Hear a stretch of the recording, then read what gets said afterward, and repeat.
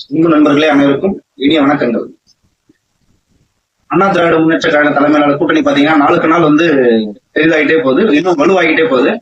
எல்லாரும் எதிர்பார்த்தாங்க திமுக கட்சி தான் பெருசா இருக்கும் அப்படின்னு சொல்லிட்டு. ஆனா பாத்தீங்கன்னா அண்ணா திராவிட முன்னேற்ற கழக தலைமையிலான கூட்டணி வந்து மிகப்பெரிய கூட்டணியா உருவெடுத்து இருந்தது. ஏற்கனவே பிஜேபி இணைந்து விட்டது, பாமக இணைந்து விட்டது. தற்போது இன்றைய நாள் பாத்தீங்க அப்படின்னா மரியாதைக்குரிய திரு டிடிவி தினகரன் அவர்கள் இன்று வந்து கூட்டணியில் இணைந்துள்ளார். அவருக்கு வந்து வாழ்த்துக்கள். அடுத்து பாத்தீங்க அப்படின்னா தமாக ஏற்கனவே இணைந்து விட்டது. இன்னும் சில கட்சிகள் பேச்சுவார்த்தை நடத்தி கொண்டுள்ளது.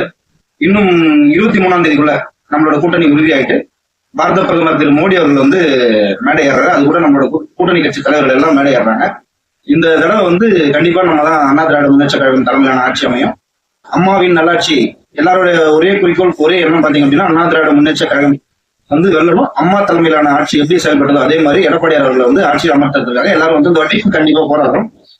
இந்த முதல் கட்டமா 5 வாக்குறுதிகளை கொடுத்தாரு இல்லைங்களா, அது வந்து மக்கள்கிட்ட நல்லா வந்து போய் சேர்ந்துருச்சு.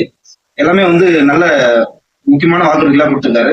இதை சில பேர் வந்து இதை செய்ய முடியுமா, இது நடைமுறையில சாத்தியமா அப்படின்னு எல்லாரும் கேள்வி கேட்கறாங்க.